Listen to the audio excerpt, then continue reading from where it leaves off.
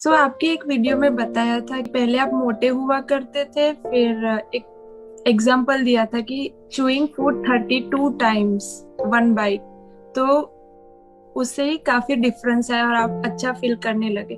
तो क्या वो चूइंग 32 टाइम्स उससे बॉडी वेट गेन होता है? उससे बॉडी वेट गेन नहीं होता है। आप ये कह सकते हैं ना तो गेन होता है ना लूज होता है। उससे बेसिकली हमारा मेटाबॉलिज्म ठीक हो जाता है, खाना प्रॉपरली डाइजेस्ट होता है। यानी कि क्या, जब हम प्रॉपरली च्यू करते हैं, अब हमको गिन करके च्यू नहीं करना है। बहुत सारे लोगों ने क्या किया, गिनना शुरू कर दिया, खा रहे हैं और मन में गिन रहे हैं 1 2 3 4 वट एवर। वो बड़ा फनी हो जाएगा। आप किसी के साथ में हो, कहीं पे डिनर कर रहे हो, तो अगर कोई आपका बॉयफ्रेंड है या गर्लफ्रेंड है, वो तो छोड़ के भाग जाएगा या भाग जाएगी वट एवर। वो कहेंगे ये पागल है, ये पता नहीं क्या करता रहता है, क्या करती रहती है, वट एवर। तो इसका मतलब क्या है कि आपको धीरे खाना है, प्रॉपरली पहले जुगाली करनी है मुंह में। जैसे गाय भैंसों को आपने देखा होगा, वो जुगाली करती हैं काफी देर तक, फिर खाती हैं।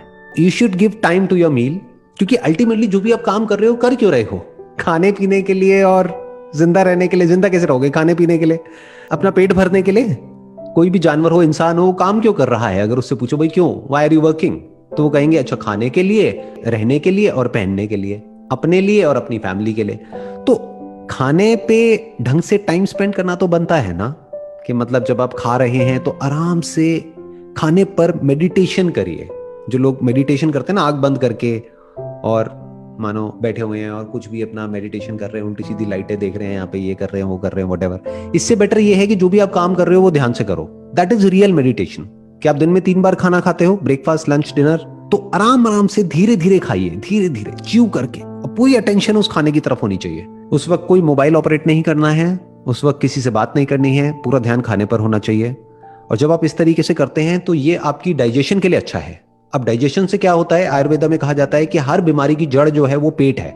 आज धीरे धीरे जो एलोपैथी है वो भी यही बात कह रही है कि ब्रेन में जो केमिकल्स की जो प्रॉब्लम होती है ना, जैसे मान लो किसी को डिप्रेशन है, क्लिनिकल डिप्रेशन है, तो वो किस वजह से, प्रॉपर्ली सेरोटोनिन नहीं मिल रहा है ब्रेन को। तो वो सेरोटोनिन जो प्रोड्यूस होता है, majority of it is produced in the gut, यानी स्टमक।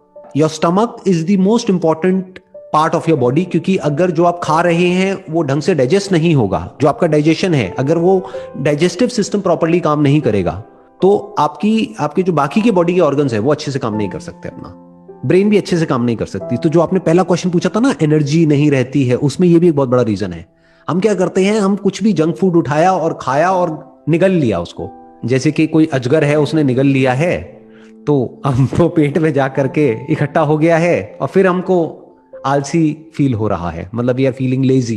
तो बेसिकली खाने को जो डाइजेस्ट करने का काम है वो पेट में नहीं होता है, वो मुंह में ही शुरू हो जाता है। यानी जिस वक्त आप चबा रहे हैं ना खाने को, तो उस वक्त जो भी उस खाने को डाइजेस्ट करने के लिए जो एंजाइम्स जरूरी हैं, जो भी केमिकल जरूरी है, जो सलाइवा जरूरी है, वो मुंह में ही डाइजेस्ट हो चुका है आधा। तो बाकी आधा काम पेट में होगा। पूरा काम आपने पेट को दे दिया तो गड़बड़ हो जाएगी। मतलब digestion 50% is in your mouth and 50% is in your stomach.